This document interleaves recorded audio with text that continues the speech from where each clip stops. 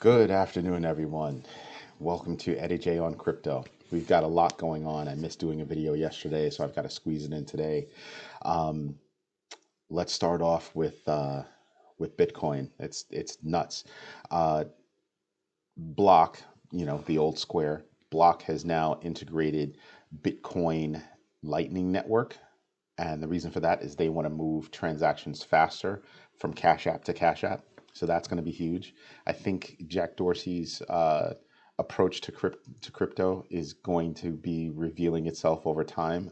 I think he's really moving fast and deep into crypto, um, enabling you to purchase crypto, hold crypto, um, trade crypto or swap crypto, via Cash App is going to be huge. I think it's going to be continue to grow.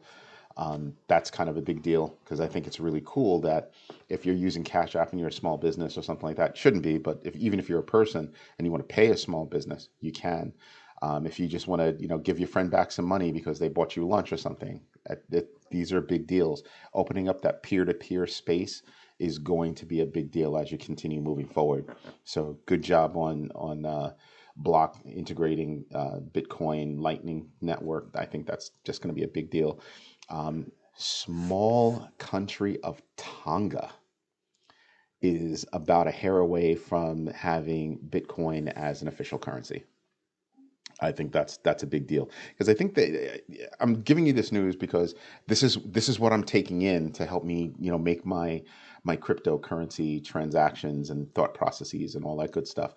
But I think the way it's going to happen is you're going to have countries that have fiat that's in the can, like El Salvador, small countries like Tonga, larger countries that are having issues with their fiat, like Argentina. I think they're going to all start gradually adopting Bitcoin or other cryptocurrencies to move forward and get away from their fiat and rebuild their economies, um, leading to Stripe being able to start business and offer their app in Argentina. Yes, they do fiat, but they're not there for the fiat. They're there because they do cryptocurrencies. So that's a really big deal. If you don't know who Stripe is a competitor to, let's say, PayPal if you're in the United States. So that's a very big deal by having Argentina allow them to do business there. And if that relationship gets better, then I think you'd see a deeper adoption. But I think that's a big deal for Bitcoin. Rick Edelman of Edelman Financial Services believes that 1/3 of the United States population is going to wind up purchasing crypto by the end of the year. That's about 100 million people. Just stop and think about that. 100. He's saying 100 million people are going to partake in the purchasing and use of Bitcoin. Now, my question is, and that I think that's great, by the way, that kind of outlook, because I think he's probably dead on. But what interests me is how many people are going to be using it as an investment vehicle versus how many people are going to be using it as a way to transact or both, right? Because the closer you get to transacting using Bitcoin and other cryptocurrencies, that's when you have normalcy. That's when you flip over to mainstream and you're slowly getting there. Companies like Euclid, they stress the idea that you can make purchases on their e-commerce website using crypto technologies or cryptocurrencies rather. And guess what? They just introduced buy now, pay later. Doesn't sound like a big deal to retailers that are already doing that, but for a crypto based e-commerce platform to do that, that's kind of big. That's saying that you're understanding how the regular person works, how they operate, what they might need, and you're addressing those needs. And that puts you again closer to mainstream adoption. Even my company, we own a hosting company called Rebel Reach. We're integrating crypto technology. And the reason why is because it's not that we have clients asking. We want to be there before they ask. We want to be able to say to them, hey, if you host with us, we can do this for you. So not just automated marketing, via social media. Yeah, we can do that. Very few companies actually do that as a part of your website. But imagine being able to take crypto. Not only are you not paying the anywhere between 1.9 and 4.9% because you're transacting via credit card, but you're getting your money faster. You're talking about getting your funds in an hour or so versus in a couple of days. That's a very big deal.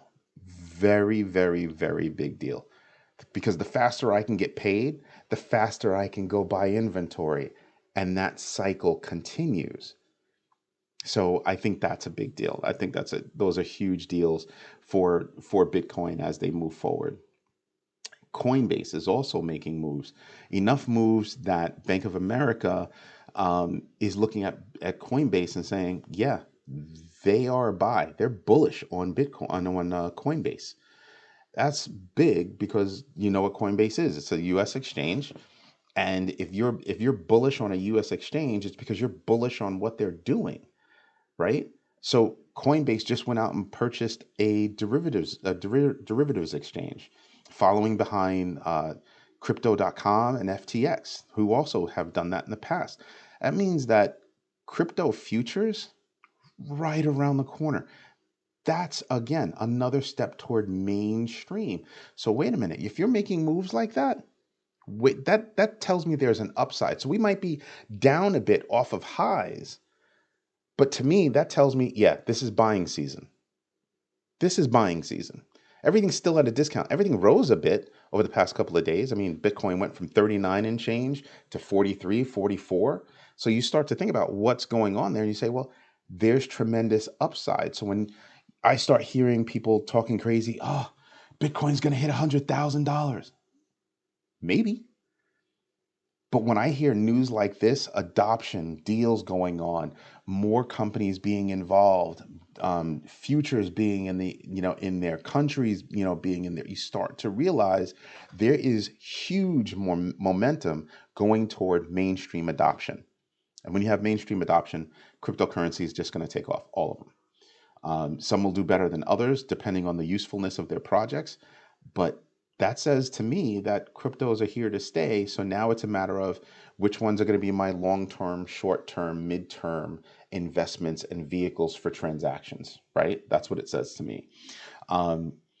Let's see what else happened. So you have those two things. Coinbase is also doing something very special for their employees. 4 times this year, they're going to give their employees 1 week off just to go recharge. 4 weeks of everybody just go recharge, go chill. What's that say? That says that they're starting to pay attention to, the amount of work that has to be done, the kind of work that has to be done, and people need a break. Staying at home, working remotely, even if you're in the office, just giving you a break to clear your head and come back fresh. So it works out for the employees and it works out for the business. That's a very, very, very big deal, right? My crew, I call them up, whoever it is, I'll just tap them and be like, hey, what's going on? What are you doing? And have nothing to do with what they're actually working on. Just, hey, what's up? What you got going on? Really? What'd you have for dinner last night? What'd you pour in your glass? Last night I was drinking coquito. What'd you have? So it's building those relationships and giving those people a chance and understanding them enough to know that this is needed. That's going to be huge, and I think other companies are doing similar, or sooner or later will adopt similar. That's going to be a big deal as they continue poaching talent from traditional financial services. I was speaking to one of my friends who works at a major international bank, major. I'm talking, there's a country in the world, a major financial company in a country in the world, and they are the biggest bank. Just saying.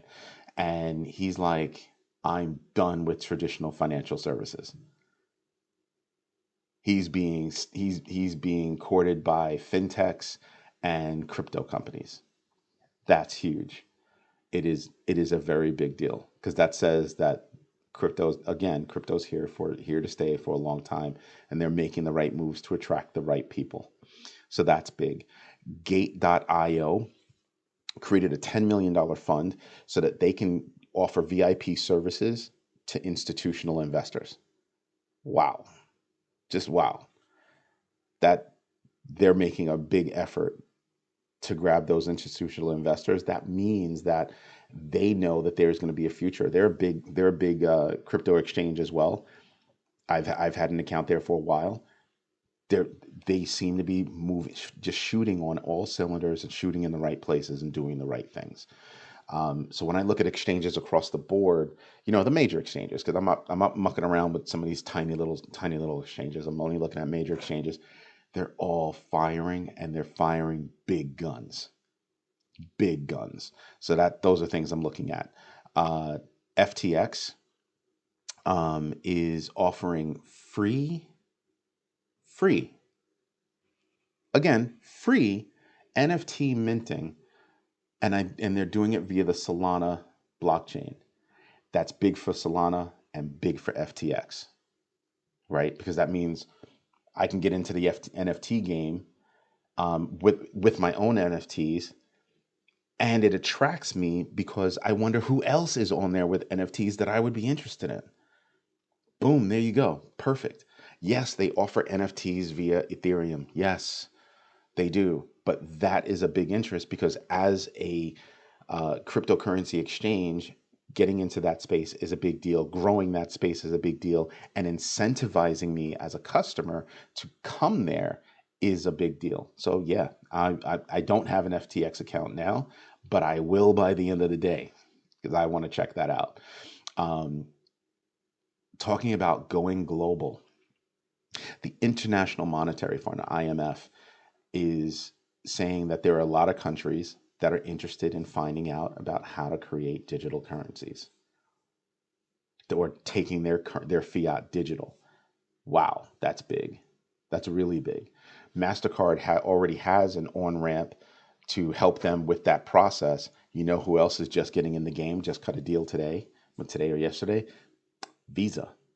So you have two of the world's major credit card companies that are creating pathways for countries, for central banks to take their digital currencies, help them through the process of creating one, and then on-ramping them to take those digital currencies and offer them to the world. That makes you say, wow. Now, both MasterCard and Visa have really strong consulting programs and really strong talent.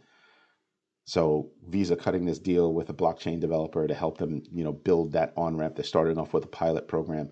That's a big deal. Again, these are not small moves in a space. These are huge moves that are going to have long-term impact on cryptocurrencies and that space, right? So you start to sit there and you start to go, wow, there's more than just a little future in crypto. And not just as an investment, but as useful utilities to achieve things. So those are things that make me go, yeah, I'm going to pay attention to that. Phantom, FTM. Let me bring up the screen so that we can see everything here. Phantom, which is number 24, I believe, on the list. No, they're number 25. My bad. But still, Phantom just got listed on Binance.us. So they're not on all the exchanges out there, but being listed on Binance.us is big because how long is it going to be before they're on the other exchanges if they're not there already? So Phantom is making big moves. And guess what? Phantom is on my list of cryptocurrencies to be involved in. One of the reasons why, look at that price, $2.98. That's really low for what they're doing and what they're accomplishing. They have a fast blockchain where transactions happen quickly and they're making the right moves. And that's what I do is I look at what's the utility of a given coin and what's the project that they're doing and what are they, what's their utility, right? How can I leverage that both as an investment or as a business because I want to transact? They've got a fast blockchain and they're moving quicker. They're actually, I believe they have a faster network than even Solana. Solana is number 6 in the layer ones. How's that for crazy? So I put them in the same space as Matic, right? Matic started off, I said this before, Matic started off as a layer 2, a way to help alleviate some of the stress on the Ethereum network. But now they've become a layer 1, moving things on their own network. Think about the deal that they have with Unstoppable Domains. You can purchase unstoppable domains using the Polygon platform and mint those domains for free. So I picked up like 5 or 6 in a heartbeat. Boom, just paid for the domain. That was it, and minted them on Polygon. I could have minted them on Ethereum, right? But I'm not looking to trade my domains. I'm looking to use them. So yeah, I hit Polygon. Good to go.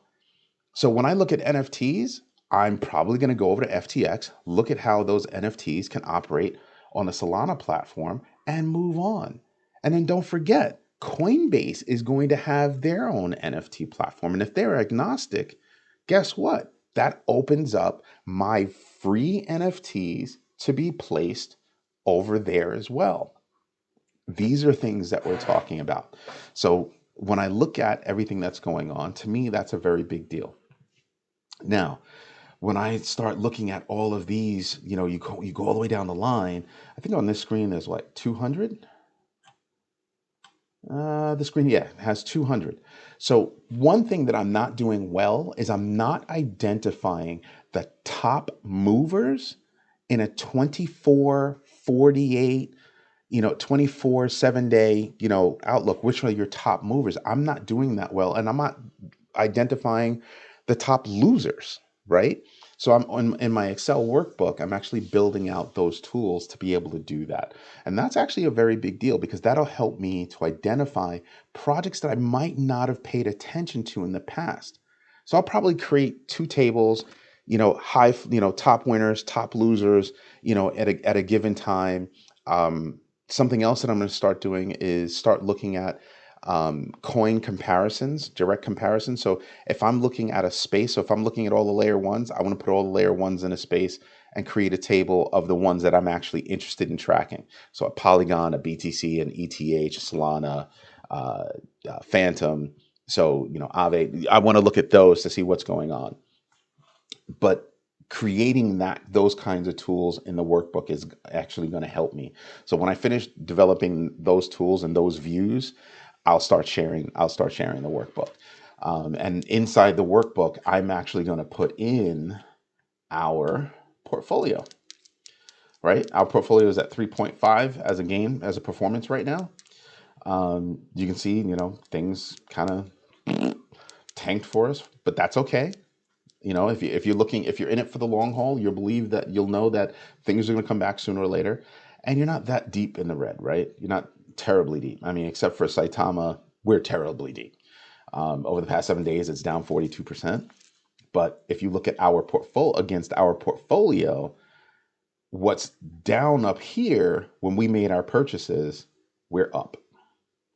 In most cases, Saitama is only down 12.96%, and I believe Saitama is going to come back because they really are a real project. They are looking at how they can offer utility to people and do things.